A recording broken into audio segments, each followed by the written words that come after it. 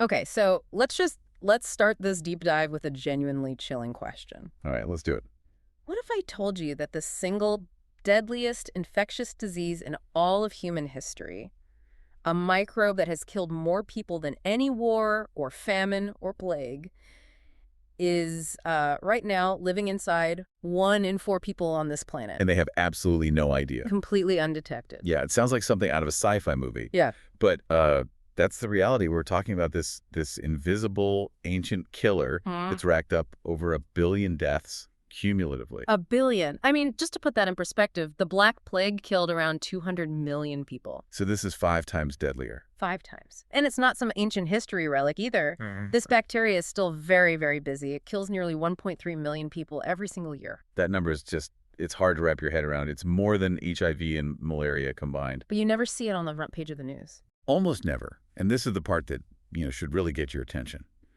About 2 billion people globally are infected right now. Just walking around, totally unaware they're hosting this little biological time bomb. And that's our mission for today. We need to unpack the truly incredible survival strategy of this pathogen. We need to understand how it stays dormant in 95% of people. And what flips the switch? What turns it from a quiet house guest into a killer? Let's open the file on the ultimate microscopic spy. So we're talking about TB, tuberculosis. Right. Mycobacterium tuberculosis, the super contagious bacteria, usually gets in the lungs. Now, most pathogens, when they get in your body, their first move is to run from the police, right? Run from the immune system. But TB does the exact opposite. It's an act of evolutionary genius. It basically calls the police on itself. It just waits to be arrested. It does. So your immune system sends out its frontline unit, the macrophage. Think of it as the cleanup crew, a big white blood cell designed to just swallow invaders whole. And then hit them with acid and enzymes, right? Just dissolve them. Exactly. So the macrophage shows up, and the TB just lets itself get eaten. It's like a spy who voluntarily walks into an interrogation room. That's a perfect analogy. But once it's inside the so-called jail cell, it does something stunning. It builds its own internal force field. It deploys these special protective layers that stop the cell's digestive enzymes. Yeah. It's acid from ever reaching it. So it's locked in jail, but the guard can't get the door open to, do the execution. Not only that, the guard can't get in, and the prisoner starts rewiring the building for its own use. It doesn't kill the macrophage. That would be sloppy. Right, that would set off alarms. Instead, it hijacks the cell's power plants, the mitochondria, and just siphons off the energy. It turns the jail cell into its own secret headquarters, just lying low, waiting for conditions to be perfect to launch a full-scale attack. That is terrifyingly smart. And it means 95% of people who are infected are just walking incubators, keeping the bacteria alive for decades sometimes. Which brings us to the big question. What wakes it up? What turns this dormant infection into an active, deadly one? Well, we know the classic triggers, right? Like type 2 diabetes, a weakened immune system from HIV, or just getting older. Those are all major factors, yes. But there is one biological switch that seems to be the global detonator for this thing, and that is critically low levels of vitamin D. Okay, now when I first heard that, I was a little skeptical because, low vitamin D can just be a symptom of being unhealthy in general, not the cause. Of course. Correlation isn't causation. Mm-hmm. But then you look at the map. Yeah, the geographical data it's pretty damning. It's the smoking gun. TB activation rates are way higher in the northern hemisphere, far from the equator, and they spike specifically during the winter months. Which is exactly when sun exposure and therefore vitamin D levels just plummet. The pattern is undeniable. So the microbe isn't just waiting for winter. It's actually manipulating your body to create its own perfect winter. This is the really clever part. The TB microbe actively blocks your body's vitamin D receptors. How does it do that? It releases these little proteins that basically clog up the keyhole. Imagine your vitamin D receptor as a keyhole. The bacteria puts tape over it, so even if you have some vitamin D floating around, it can't get in to do its job. Wow. So it's not just waiting for you to be vulnerable, it's actively sabotaging your defenses to keep you vulnerable. Precisely. It maintains its own weakened environment.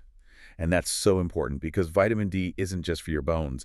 It's a master switch for your immune system, especially against this particular bug. It sounds like our body needs some serious firepower to fight back, and that firepower is completely dependent on vitamin D. It is. The main weapon we have against TB is a compound called cantharidin.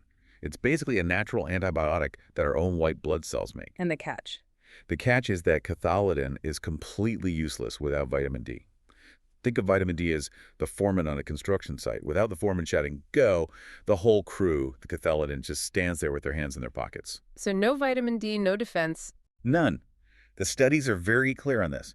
If you don't have enough vitamin D, your chance of that latent infection becoming active and deadly goes up by 5 times. And we had proof of this long before we ever discovered antibiotics.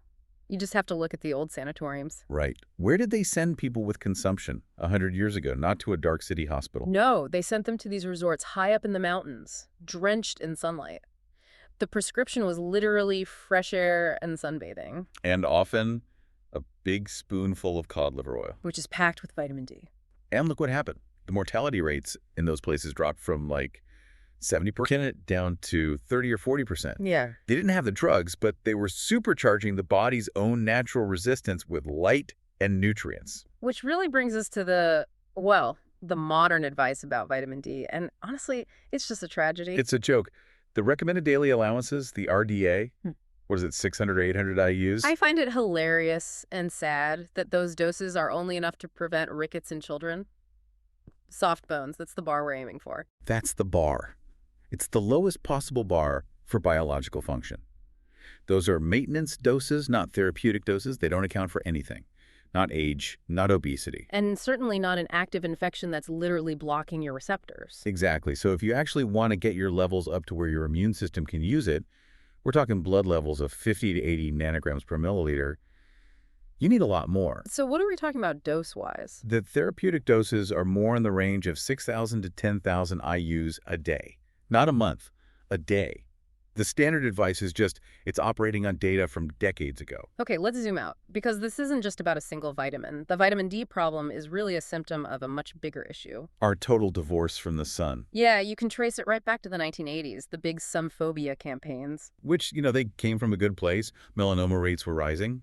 But the message became, the sun is toxic, stay inside, cover yourself in sunblock. And it worked. We all started doing it. But the sun is so much more than just the UVB rays that give you a tan or a sunburn. Way more.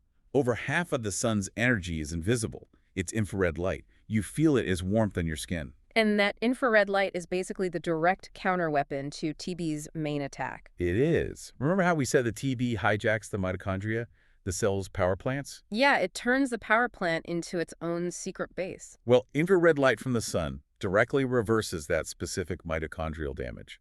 It helps your cells use oxygen better. It generates nitric oxide. It literally helps undo the core damage that the infection causes. It's a repair mechanism. It's why sitting in the sun feels good. It's not just in your head. It's healing you at a cellular level. Better sleep, better mood, all of it. And now, contrast that with the world we actually live in, the shadow killer. 93% of us live indoors, under artificial light. Specifically LED light, which is now becoming mandatory in a lot of places. And these LED lights are absolutely saturated with blue light. Great for your phone screen, but for your body, it's a constant signal to produce cortisol, the stress hormone. And crucially, They have zero therapeutic infrared light. None. So we're blasting ourselves with stress-inducing light all day long, with none of the healing, restorative energy our bodies evolved to expect. we've traded our most fundamental biological defense shield for what?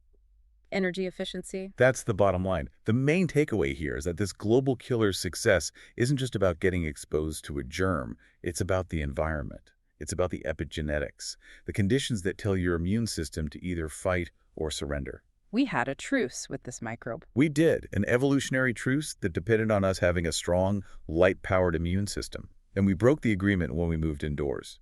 So if we could dramatically reduce mortality from the world's deadliest infectious disease just by getting enough light and an inexpensive nutrient, something we stopped doing because of, frankly, flawed advice, what does that say? What other vital evolutionary agreements have we accidentally broken just by moving our lives inside?